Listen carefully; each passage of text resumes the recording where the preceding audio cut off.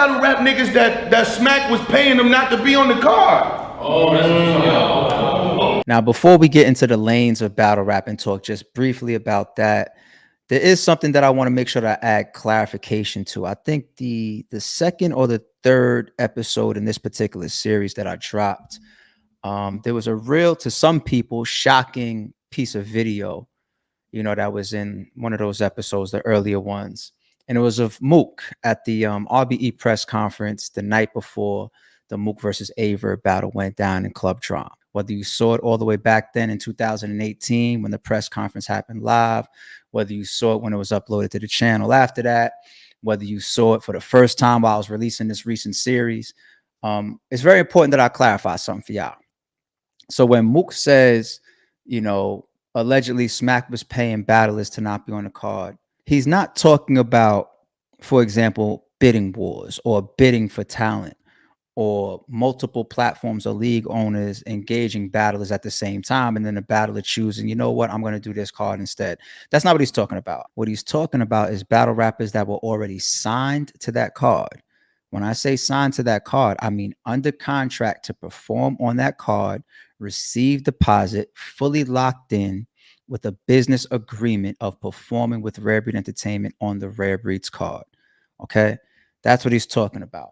I'm not talking about bidding wars or a battler in touch with multiple platforms and choosing, you know, URL or RBE or King of the Dot or Guerrilla Warfare or UW or Black. I'm not talking about that. I'm not talking about an artist choosing which way to go and somebody else being salty. I'm talking about the artist already making that choice, going through the full business process with that platform and that league and that company, signing the contract, receiving his deposit, and then being offered money to cancel that contract and to cancel that performance and to cancel that business agreement. That's what Mook is talking about, okay? I thought it was very, very important that we clarify that, because there is a big difference between just competitive, who wins the bid, who wins the top bid, or where does the artist choose to go. And I'll give you some examples of when that happened. And, you know, there was no beef, there was no drama, there was no gripe. Let's stick with the Rare Breeds card since we're already there. You know, when you look at that Summer Madness card that was the week before, you had Tay Rock versus Hitman.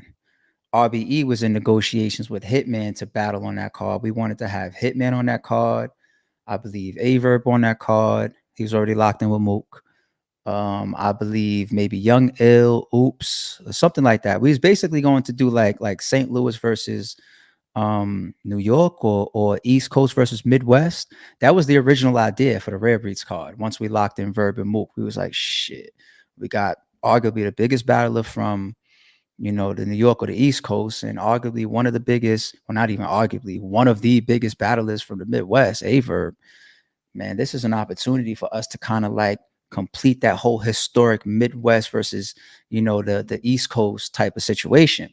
And, you know, RBE, we be trying to pull stuff like that off. Yeah, I mean, whether it's the starting five or Blood, Sweat, and Tears concepts, you know, these are not, or the closure card, those are not easy cards to construct or full themes around them like that when every matchup has to meet a certain theme and criteria. It's harder to make cards like that. But that's what we was going for. And, you know, Hitman was offered the Tay Rock battle, and that's what he chose to do. You know what I'm saying? I have zero gripe with Hitman about that. Like I didn't have a signed contract with Holla. I didn't have no deposit in Holla's hands. He ain't do no bad business with me. You know what I'm saying? So it just was what it was. Like, hey, all right, salute to you. They offered you Tay Rock. You probably gonna get more money than maybe I was gonna pay you on my card. Salute. Handle your business. It's all good. And I've been like that for a while. From a legacy standpoint, I love the Rare Breeds card. But let me just let y'all know what it originally was. And when I say originally was, I'm not talking about the idea. I'm talking about what was contracted and locked in and paid for with the business set on Rare Breed Entertainment. Murder Mook versus Averb. King Los versus Daylight. Iron Solomon versus O-Red. Pat Stay versus Shotgun Suge. Matt Hoffa versus Geechee Gotti. A surprise battle. I don't even remember what the surprise battle was. Swave Seva versus B. Dot. Spanish Harlem versus Top 10. That card got altered into switching out Iron Solomon versus O-Red for Iron Solomon versus Big K. Pat Stay versus Shotgun Suge to Pat Stay versus Danny Myers. and Geechee Gotti versus Math Hoffa to Ill Will versus Big T. So I love the 3 matchups that was, replaced. But just when you hear that an original card, it really, really was set to be one of the biggest cards I think ever. Battle rappers told me that Smack was paying them money, saying, are you on that card? I'll give you more money if you don't be on that card to come be on this card. And that's why this shit fucked up. I think it could have easily come in top 10 biggest cards of all time, because you got to remember, it had Murder Mook's return at the top after about 4 or 5 years of being inactive, of not battling. So that was crazy to pull off, and that's why it swept the summer the way that it did. So when you put that type of card underneath it, I mean, you got gold. There's way more behind the scenes stuff that is already known to multiple parties, with cards like the Rare Breeze card. But when you have something like, let's say, JC versus Oops, that card, the Get Back card with the return of 40 Cal going up against Ill Will, that card just happens to be the same day as the Genesis card, the one that has Geechee Gotti versus Twerk. And that card happens to be in Atlanta, and it happens to be the launch of Caffeine, and there's Drake back new company and all that type of stuff, right? But hey, can't bitch about that. Competition is competition, right? If you're on the same date, we've been on the same dates as URL or other leagues many, many times before.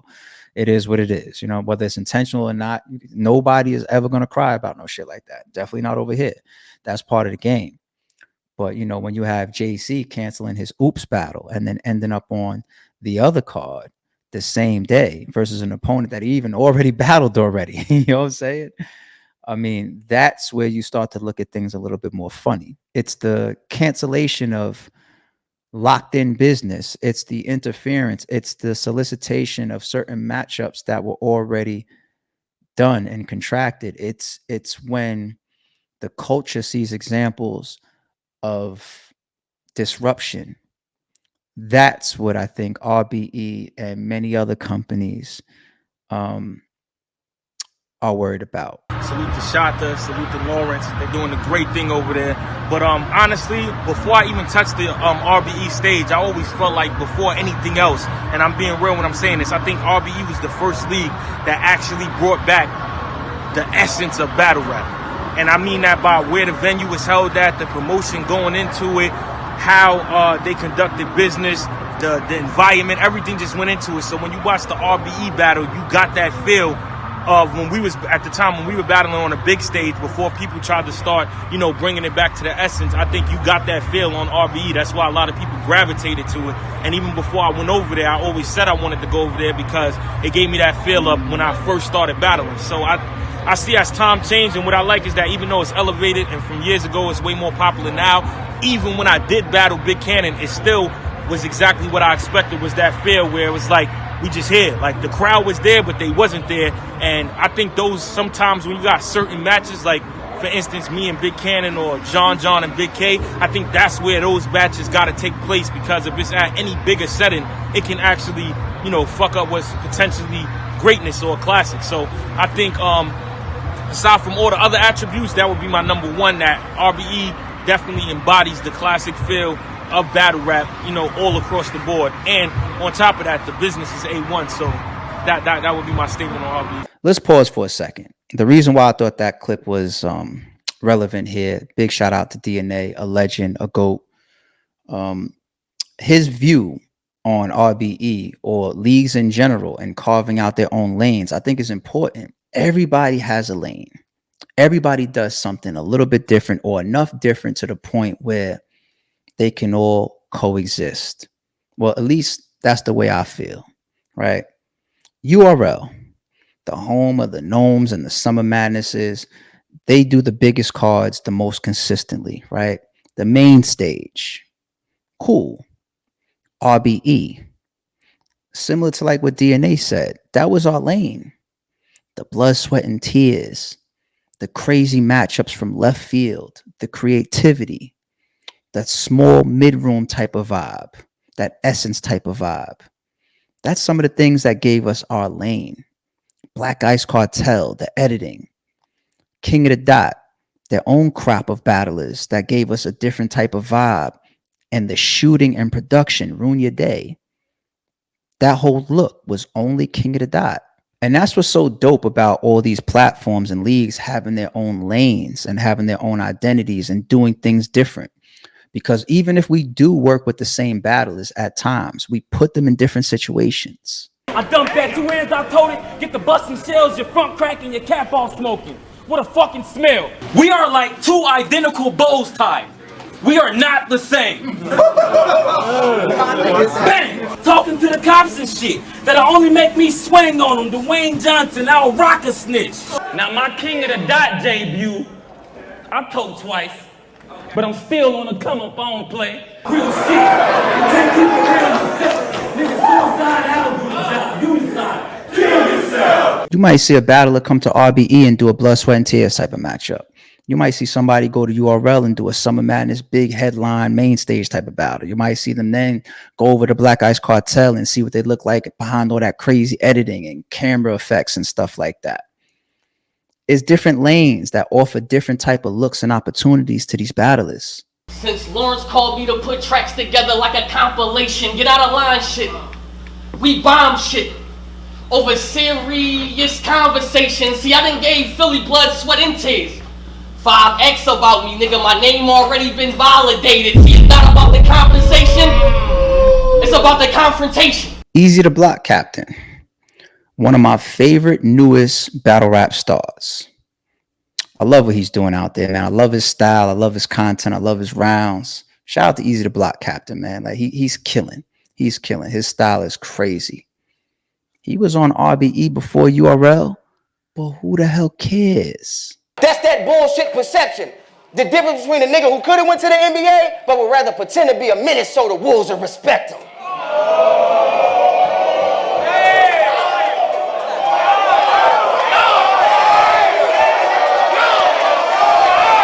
He gonna holographic shit, and I'm gonna walk right through it.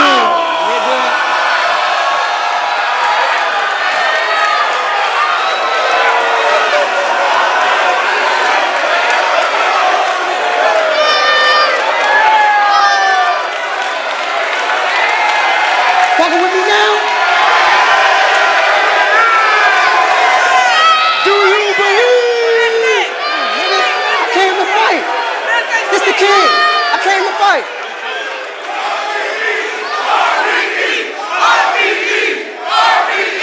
King Los. It was a lot of work, a lot of negotiations, a lot of money, a lot of hard effort to bring that man back to battle rap. But we accomplished that. He had his Head Ice battle. After that, we accomplished and completed the Daylight battle. That's a lot of work that RBE had to sacrifice and put in to make those looks work. Shout out to King Los. He was on RBE before URL, but who cares? After that, it's only a couple months later. He then gets his look on URL versus DNA. They want to book him now. Even DNA in the battle said this battle should have been on RBE. We're not going for the everybody's putting their hands on your plate and you don't want people eating off your plate. And I think that's really, really trying to reverse the narrative. Like, no, this is the issue that all these leagues have with you. You know what I'm saying? So I want to make sure that our fan base and the battle rap culture understands that, you know, especially with RBE, because I know RBE's business. We have never been in this culture putting our hands in people's pockets. We have never been in here blocking people's battles or trying to sabotage anybody's event. We've never been in here trying to restrict people from other leagues or trying to say, oh, you got hot over there, come rock with me now, and then don't do this. We've never tried to be disruptive to people's relationships, people's rapports. That's never been us. Okay. So when people get in these interviews and they say these things is happening to them, that's just a BS that hopefully everybody can see through. And if you didn't see through it when these people were talking because you were caught in the moment of, oh, XYZ is speaking on this and it's just entertaining at this time and it sounds good, so I'm going to take that as the truth. Hopefully some of the things that you see in this video at least shows you like, I got to question more what these people say. I've been a rare breed and I dealt with smack. But unlike y'all, see, I don't feel hype. Bang, bang, I give nigga dog the Marcos in real life. Was paying them money saying, are you on that card? I'll give you more money if you don't be on that card to come be on this card. And that's why this shit fucked up.